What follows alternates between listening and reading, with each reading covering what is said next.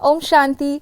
Welcome to reflection of God. Dadi Gulzar, हमारी मीठी दादी हृदय मोहिनी जी, जिन्होंने लाखों हृदय पर राज किया और हम सबको अपना बना लिया, जो हमें परमात्मा से मिलाने के निमित्त बनी।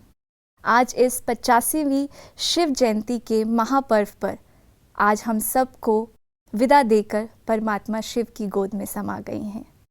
दादी हृदय मोहिनी जी, जिन्हें हम प्यार से दादी गुलजार भी कहते हैं, वो एक रूहानी गुलाब थी और जिन्होंने परमात्मा प्रेम को हमारे सबके जीवन में बिखेर दिया। जी हाँ, आज दादी गुलजार जी की कुछ अनुभूतियों को आपके सामने लेकर आएंगे। हमारे साथ हैं चक्रधारी दीदी जी।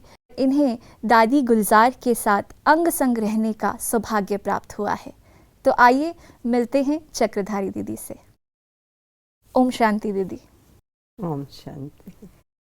जब हम दादी गुलजार की बात करते हैं तो एक अजीब सी रूहानियत, एक शांति, एक सरलता अपने आप हमारे मन में आने लगती है। और आपको वो सौभाग्य प्राप्त हुआ है उनके साथ रहने का, उनसे पालना लेने का। तो पहले तो मैं यही जानना चाहूँगी कि आपकी मुलाकात दादी जी से कब हुई? मेरी मुलाकात दादी जी से सर्वप्रथम उस समय हुई जब एक त्रिमूर्ति नाम की मैगज़ीन छपती थी और अचानक हमारा वहाँ जाना हुआ और जगदीश भ्राता जी कन्याओं को ईश्वरीय सेवाओं में व्यस्त करके उनके जीवन को एक नई दिशा देने का विशेष कार्य करते थे। तो वो हमें कुछ ना कुछ इस मैगज़ीन के विषय में काम देते थे और हम वहाँ जाया करते थे। हाँ, दादी को देखते थे, दादी से थोड़ी सी मुलाकात होती थी, बस इतना ही काफ़ी था। आप कितने साल के थे तब? मैं समझती हूँ छोटी थी उस समय। मैं अभी शायद कॉलेज में, आईपी कॉलेज में पढ़ती थी दिल्ली में, तो कॉलेज में जाना शुरू हुआ था जी। उस समय की ही बात है ये जी। और जब हम वहाँ पर गए तो मुझे बहुत अच्छा स्वभाव लगता था दादी जी का। बड़े निर्मल स्वभाव की और बहुत शांत चित्त व्यवहार की थी। तो मुझे दादी से एक अंदर से प्यार था। परंतु कुछ समय हुआ, फिर हमारा जाना आना कम से कम हो गया क्योंकि मैगज़ीन के विषय में पूरा कार्य हो चुका था। फिर नहीं गए जी। तो अचानक एक दिन मैं वहाँ गई। मैं कुल्लू से आई थी और मैं एक छोटी सी गिफ्ट लेकर आई थी, शॉल थी कुल्लू की जी। तो मैंने सोचा ये दादी को देकर आती हूँ। तो मैं जब दादी के पास गई तो दादी हॉल में खड़े थे। मुझे देखकर प्यार से मुस्कुराया और मेरे गले में हाथ डाल करके जैसे कोई सखी अपनी सखी को हॉल से बालकनी में क्रॉस करते हुए वो अपने कमरे में ले गए और मुझे कहा कि चक्रधारी, मैं आज इस सेवा केंद्र में अकेली हूँ। अच्छा। क्योंकि मेरे साथ जो रहने वाली बहन थी वो दूसरे सेवा केंद्र पर चली गई है, तो क्या आप मेरे साथ रहोगी? तो ये शब्द सुनते ही मुझे ऐसा लगा कि कोई लॉटरी मिलने जा रही है। मुझे घर से इतनी परमिशन नहीं थी कि मैं सेवा केंद्र में रह सकूं। अच्छा। लेकिन बिना कुछ सोचे समझे मैंने कहा जी, मैं आपके साथ रहूंगी। जी। कहा कब आ जाओगी? मैंने कहा कल ही आ जाऊंगी। अच्छा। और दूसरे ही दिन मैं छोटा सा बैग बनाया, मम्मी को से परमिशन ली और मैं सेवा केंद्र पर आ गई। अच्छा। और उस समय मैं आपको अनुभव सुनाना चाहूँगी। जी। जब मैं सेवा केंद्र पर आई, दोपहर 2:30 पौने 3 बजे होंगे।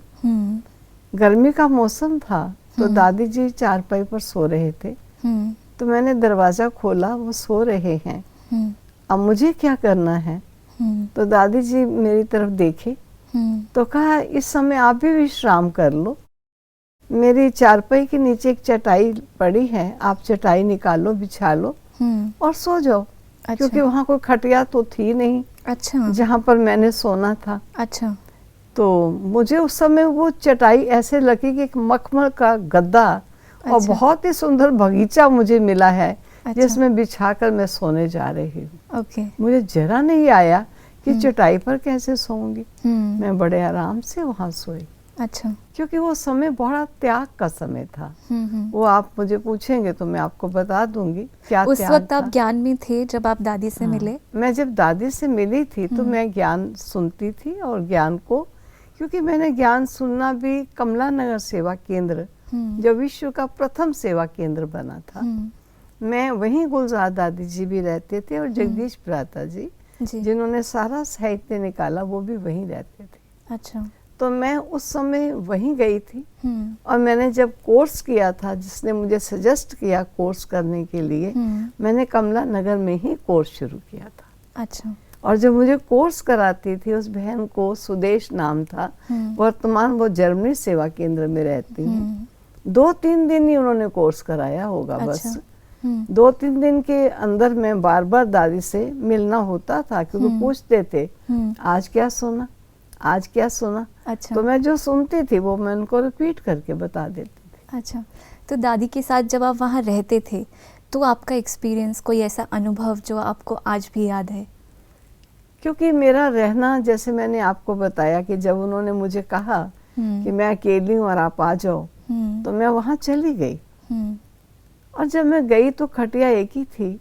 तो दादी जी ने मुझे कहा कि चक्रधारी, हो सकता है आपको जमीन पर अच्छा नहीं लगे, नींद ना आए, तो आप खटिया पर सो सकते हो। अच्छा। क्योंकि खटिया एक ही थी, और वो ही खटिया थी जो हैदराबाद कराची से, सिंध कराची से आई हुई थी। अच्छा। शिप में। और वहाँ 2 कुर्सियाँ थी और एक छोटा टेबल था। ओके। यही फर्नीचर था वहाँ का। हाँ जी।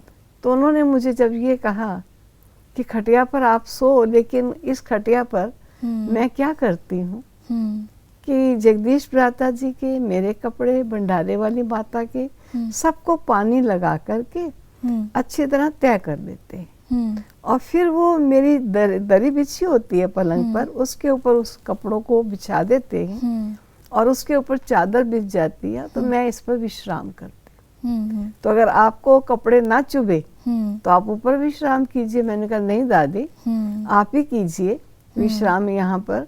लेकिन मुझे बड़ा आश्चर्य हुआ कि कपड़े प्रेस करने के कारण मैं पलंग पर सोती हूँ, और ये सभी के कपड़े जब सुबह सोती हूँ या दोपहर शाम को सोती हूँ, तो दूसरे दिन सबको प्रेस किए कपड़े मिल जाते हैं। तो मुझे समझ में आ गया कि मुझे भी अपने कपड़े यही प्रेस करने होंगे। तो मुझे कुछ आश्चर्य नहीं लगा, लेकिन ऐसा लगा कि सचमुच इतनी त्याग मूर्त महान विभूति, जिन्होंने मुझे ये कहा कि अगर आपको जमीन पर नींद ना आए तो आप चारपाई पर आ जाओ। बिल्कुल। लेकिन चारपाई पर इस कार्य अर्थ में सोती हूँ, आपको कहीं कपड़े ना चुभे, ये भी मुझे साथ कह दिया। मतलब इतना केयरिंग थी वो। बहुत केयरिंग थी। तो जब आप समर्पित हुए, जब आपने डिसाइड किया कि मुझे अपना जीवन ब्रह्म कुमारी इसमें देना है, तो दादी का कितना योगदान रहा वो डिसीजन लेने में? क्योंकि मैं जब घर से आई थी तो नेचुरल ये है, मैं एजुकेशन, शिक्षा लेते ही मैंने ये डिसीजन ले लिया कि मुझे ईश्वरीय जीवन जीना है।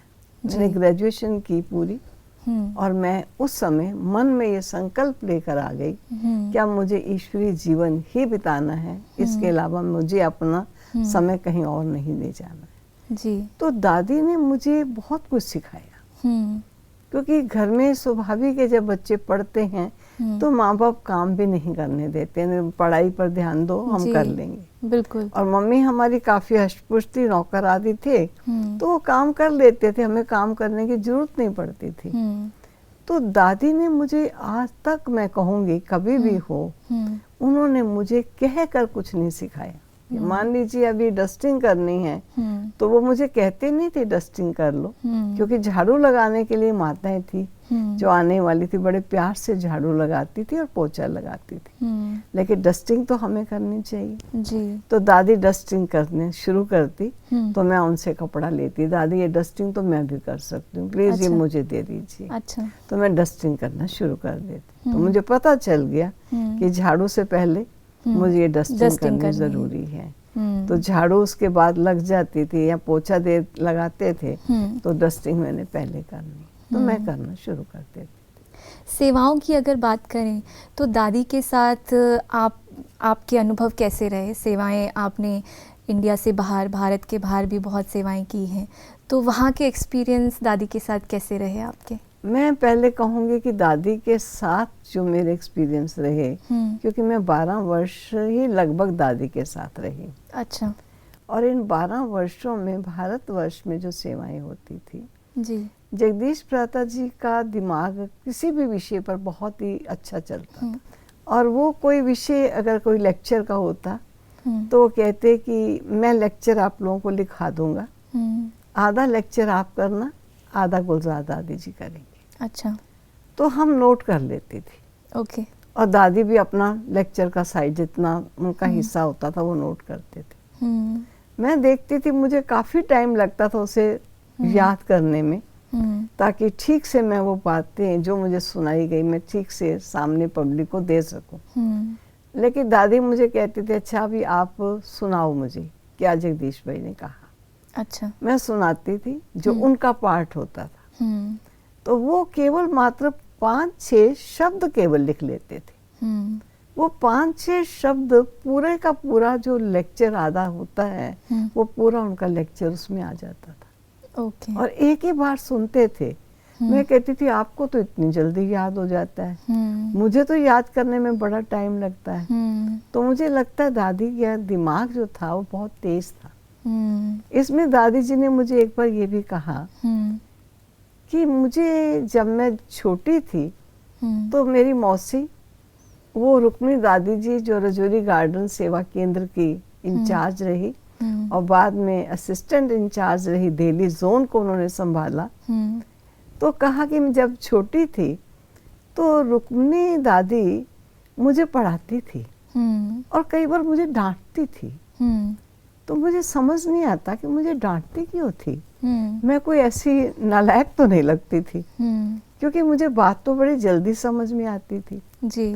तो ये उन्हें भी मालूम था कि मेरा दिमाग इस बात को जल्दी से ग्रास्प करता है और मैं हर बात को जल्दी से समझ जाती हूँ। तो मैंने देखा कि वो कोई भी बात को बहुत जल्दी समझते थे जी। और बहुत इतना सुनाते थे, जब उस बात को अपना बनाकर इतने एक्यूरेट शब्दों में जब सुनाते थे तो ये कोई समझ नहीं सकता कि किसी ने इनको ये पॉइंट्स बताए और ये उन पॉइंट्स को हमें सुना रहे जी। मैं भी कोशिश पूरी, मैं भी ऐसा ही समझती थी।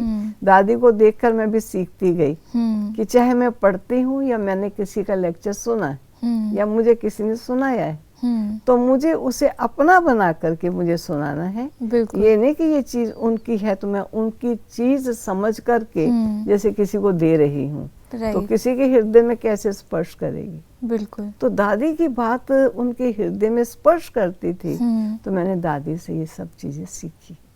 बिल्कुल। और दादी से एक बात मैंने बहुत अच्छी सीखी, क्योंकि क्लास जब हमारी होती है जी तो पहले मुरली जैसे हम कहते हैं, हाँ प्रतिदिन का डिस्कोर्स है जी, तो मुरली पहले चलती है जी। लेकिन दादी हमेशा मुरली से पहले कुछ ना कुछ 10, 15, 20 मिनट सुनाते थे। ओके। और इतनी सुंदर बात सुनाते थे कि मुझे ऐसा ही मालूम था कि दिव्य साक्षात्कार में इनको बाबा सुबह सुबह बताते। ओके। और ये फिर क्लास में सुनाते हैं और उसके पश्चात मुरली कभी वो पढ़ के सुनाते थे और धीरे धीरे उन्होंने मुरली मुझे देनी शुरू कर दी कि आप मुरली पढ़ के आप सुनाओ, मैं पहले क्लास करा दूंगी। ओके। आपने साक्षात्कार की बात की, इसकी जो दादी ट्रांस में जाते थे, जो उनका जब पार्ट शुरू हुआ ट्रांस का, तो आपने कभी उनसे उनका अनुभव पूछा कि जब वो ट्रांस में जाती हैं तो कैसे बाबा से कनेक्ट होती हैं, कैसे मैसेज लेकर आती हैं? नहीं, मैं पूछती थी जी, दादी आप जब ध्यान में जाते हो तो क्या अनुभव होता है जी। मैं भी समझती थी मुझे भी कुछ ऐसा एक्सपीरियंस होना चाहिए। तो दादी मुझे कहती थी ये कुछ मेरा प्रयत्न या मेरा पुरुषार्थ नहीं है। ओके। ये वास्तव में देखा जाए तो बाबा की देन है। क्योंकि बचपन में मुझे जब ये गिफ्ट मिला तो दादी उस समय का मुझे एक्सपीरियंस सुनाते थे कि हम छोटे बच्चों का हॉस्टल बाबा ने बनाया था। अच्छा। और 80 बच्चे थे हम, बड़े भी थे बच्चे भी थे। बड़ों का अलग स्थल था और बच्चों का हॉस्टल अलग था। तो कहा कि बाबा ने शुरुआत में हम लोगों को कुछ नहीं कहा, साइलेंस में रहना। अच्छा। अब साइलेंस का अभ्यास करना है तो हम बच्चे हैं, लेकिन बच्चों को भी जैसी शिक्षा मिलती थी वैसा ही करते थे। राइट। तो कहा लेकिन बच्चों में शैतानी के संस्कार तो होते ही हैं। बिल्कुल। तो कहा हमारे वहाँ पर जो सेवा केंद्र था, स्थान था हेडक्वार्टर का, तो वहाँ बाहर बालकोनी थी। अच्छा। तो बालकोनी बाहर जैसे पड़ती है सड़क की तरफ, उसमें कुछ सीमेंटेड फ्लावर वास बने हुए थे, दो इधर और इधर। तो कहा एक बहन उसमें बैठ गई, एक उसमें बैठ गई। अब वो गिर सकते हैं, बिल्कुल, लेकिन हम दोनों शैतान हैं, बच्चा चुप रहना है, करे क्या, कुछ तो करेगा ही। तो हम दोनों बैठ गए। हाँ। और अचानक देखा तो मुझे नहीं मालूम, मैं गुम हो गई। अच्छा। और जब मैं गुम सी हो गई तो कहा मुझे पीछे ये सब बातें पता चली। तो वो छोटी बहन थी, छोटे छोटे दोनों थे, 10 साल के, 9.5 के, बस इतने ही होंगे। तो कहा कि वो घबरा गई जब उसने देखा मैं चुप पड़ी हूँ और नहीं बोल रही, नहीं आंखें खोल रही।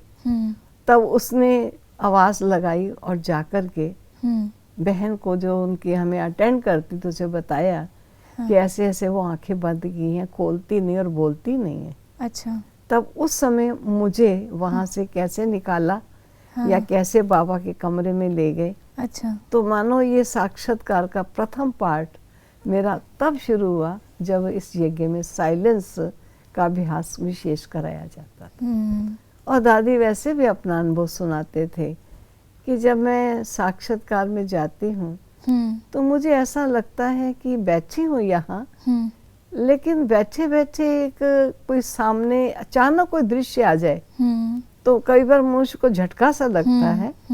तो ऐसे सामने अचानक एक दृश्य आता है तो मैं ऐसे हो जाती हूँ। उसके बाद मुझे नहीं पता चलता कि मैं कहाँ हूँ, लेकिन मुझे ये आभास होता है कि एक ऐसा स्थान पर मैं पहुंची हूँ जहाँ बहुत सफेद ही सफेद लाइट ही लाइट है।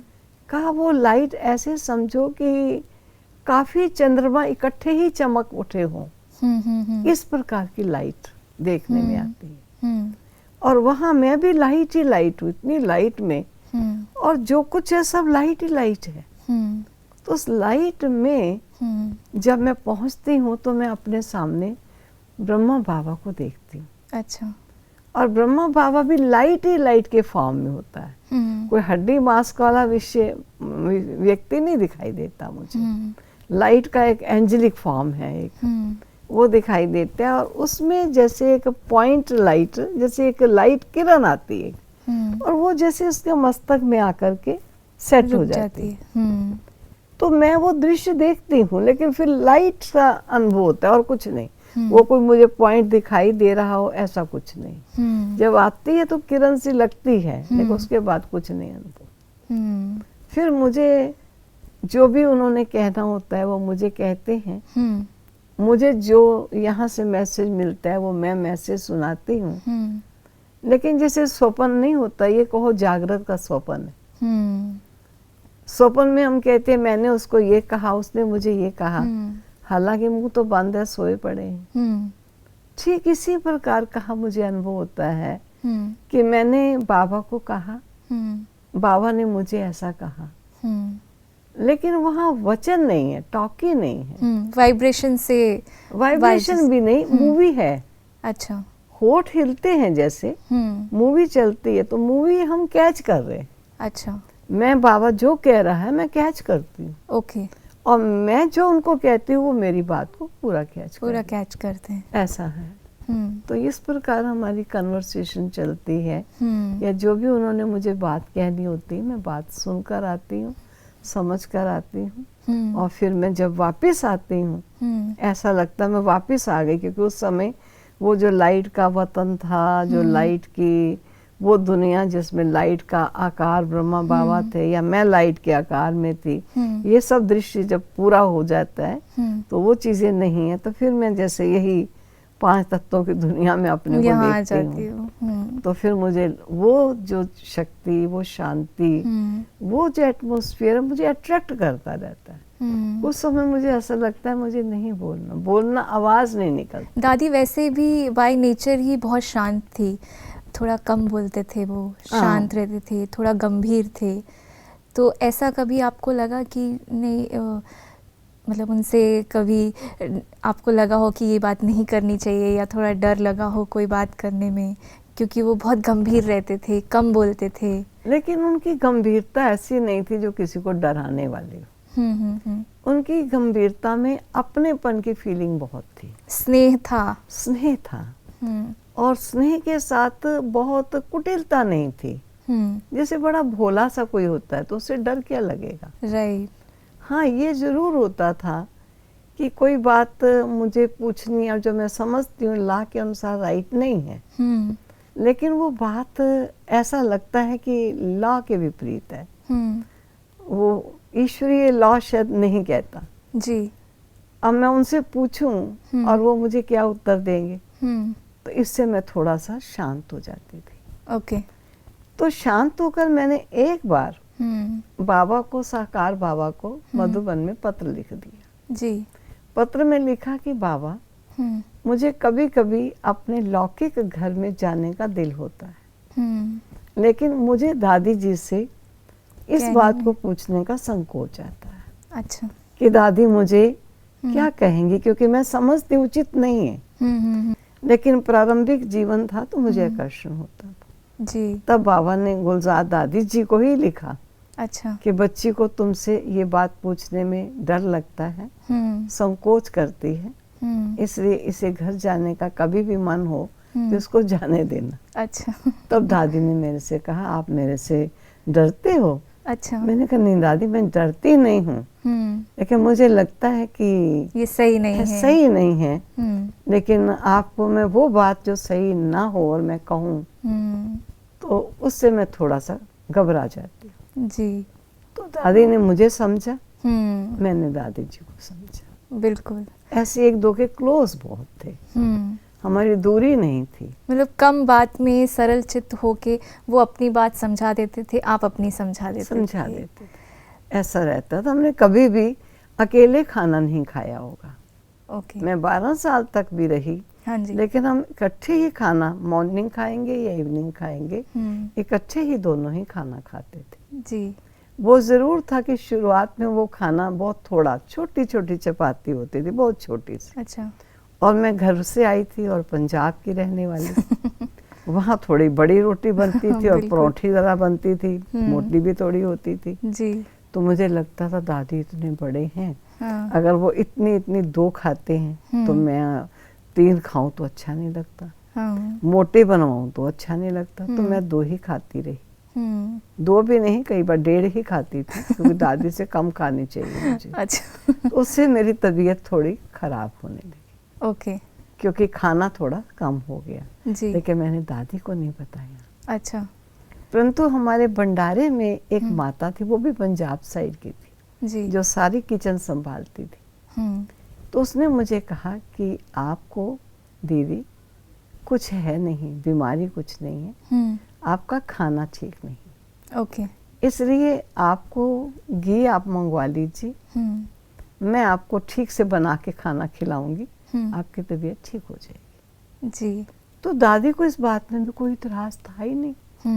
उनको तो ऐसा भी नहीं था कि मैं छोटी खाती हूँ, उनको इस बात का भी नहीं था। 1.5 खाती हूँ, इस बात का भी नहीं था, क्योंकि वो लौकिक जीवन जानते ही नहीं थे जी। लौकिक दुनिया उन्होंने देखी ही नहीं है। काफी कम उम्र के थे जब, छोटे से थे, 8 साढ़े 8 साल के तो आ गए। तो वो कैसे ही अंदाजा लगाएंगे कि घर में ये बच्चे कैसे चलते हैं जी, यज्ञ में कैसा चलना है। लौकिक में नहीं रहे फिर भी उन्होंने इतनी आत्माओं को पालना दी है। हाँ, ये पालना उनकी जो थी सच्चे मन की पालना थी, जीवन की श्रेष्ठ धारणाओं की पालना, ईश्वर के साथ प्यार और ईश्वर के यज्ञ से प्यार की पालना थी, जो पालना हमें इस जीवन में आगे बढ़ाने के निमित्त बनती। शायद यही कुछ क्वालिटीज़ थी जिनके कारण मुझे लगता है परमात्मा शिव ने उनको निमित्त बनाया और आज वो संपूर्णता की तरफ पहुंची हैं और इतने दिलों पर उन्होंने राज किया है और हम सबको भी उनसे बहुत प्रेरणा मिलती है। क्योंकि वो कभी ये नहीं समझते थे कि ये मेरे कारण, वो कहते थे मैं तो कुछ भी निमित्त बनाता है बाबा, लेकिन सब कुछ बाबा स्वयं करता है।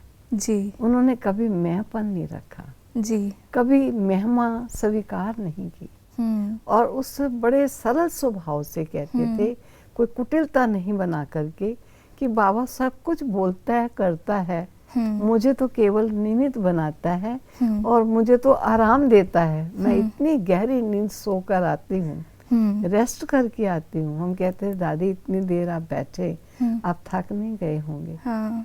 कहा थकूंगा तब जब मैं बैठी हूँ, मुझे तो बाबा ने सुला दिया। मतलब वो इतने सरल चित्त थे, उन्होंने अपने आप को इतना समर्पित कर दिया था मन और बुद्धि से कि उनको लगता था कि मैं खुद नहीं चल रही हूँ, बाबा मुझे चला रहा है। तो आज की जितनी भी चर्चा हुई, जो भी हमने बातें आपसे जानी समझी, उसके लिए आपका बहुत बहुत धन्यवाद दीदी। ओम शांति। धन्यवाद आपका भी। ओम शांति। तो जैसे कि चक्रधारी दीदी ने हमें बताया कि गुलजार दादी कितनी सरल चित्त थी, कितनी सरलता से हमें जीवन की बड़ी बड़ी शिक्षाएं दे देती थी। आज दादी गुलजार हमारे बीच में साकार रूप में भले ही नहीं हैं, लेकिन उनकी शिक्षाएं आज भी हमारे साथ हैं। उनका वो परमात्मा प्रेम आज भी हमारे साथ है। तो ऐसी ही उनके जीवन से जुड़ी हुई बड़ी बड़ी अनुभूतियाँ हम आपके लिए लेते आएंगे इस प्रोग्राम के ज़रिए, reflection of God. Om Shanti.